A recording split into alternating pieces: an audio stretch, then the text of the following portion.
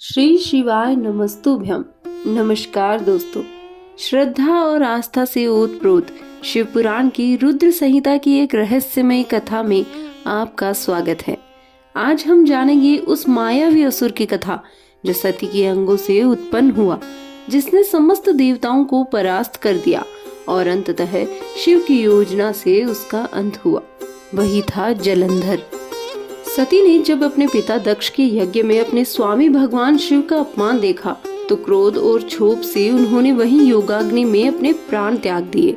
शिवजी विकराल रूप धारण कर सती के पार्थिव शरीर को कंधों पर रखकर तांडव करने लगे।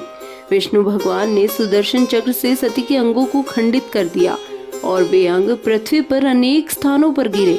यही शक्तिपीठ कहलाए।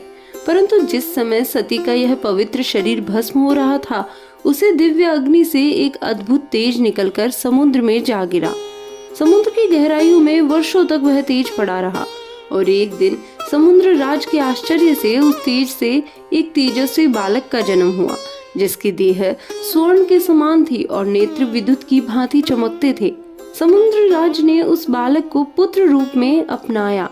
उसका नाम रखा गया जलंधर। जलंधर की बाल्यावस्था से ही उसकी शक्ति अपार थी। वह किसी भी शस्त्र अस्त्र को चला सकता था और समस्त जलचर व दैत्य उसे अपना अधिपति मानते थे। जब वह युवा हुआ, उसने घोर तप किया, भगवान ब्रह्मा को प्रसन्न किया। ब्रह्मा जी ने उसे वरदान दिया कि तू देवताओं द्वारा पराजित नहीं होगा, केवल तेरा अंत तब होगा जब तेरा स्त्री धर्म भंग होगा। यह वरदान पाकर जलंधर का अहंकार बढ़ा। उसने समुद्र से बाहर निकलकर देवलोक पर आक्रमण कर दिया। इंद्र, वरुण, अग्नि, यम सभी पराजित हो गए। वह स्वर्ग का अधिपति बन बैठा। अब जलंधर का मन एक मायावी विचार से भर उठा।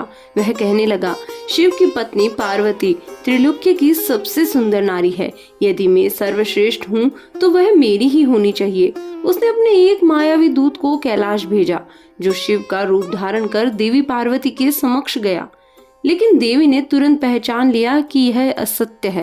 वो क्रोधित हो उठी।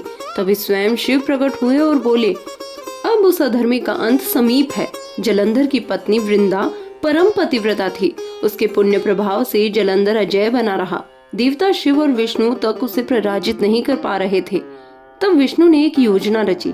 उन्होंने जलंधर का रूप धारण कर वृंदा को भ्रम में डाल दिया और उसका पतिव्रता धर्म भंग कर दिया। जैसे ही वृंदा को सत्य का ज्ञान हुआ, वह क्रोधित होकर विष्णु को श्राप दे बैठी, तुम भी स्त्री वियोग के कष्ट झेलोगे।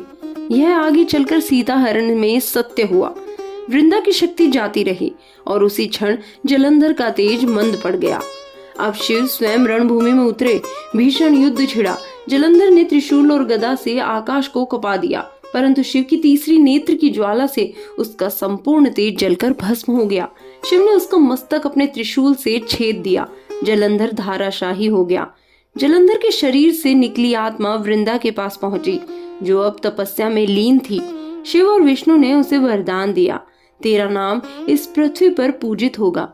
तुलसी के रूप में तू सदा भक्तों में जीवन में रहेगी।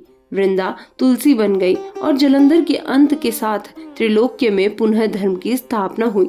यह कथा हमें सिखाती है कि चाहे कोई कितना भी शक्तिशाली क्यों न हो, यदि वह अधर्म और वासना की ओर चलता है तो उसका विनाश निश्चित है। और जो स्त्री सच्चे धर्म का पालन करती है, उसकी शक्ति से त्रिलोक भी कांप उठता है। यदि आपको यह कथा ज्ञानवर्धक और रोचक लगी हो तो वीडियो को लाइक करें, चैनल को सब्सक्राइब करें और कमेंट में जय महादेव लिखना ना भूलें। हर हर महादेव।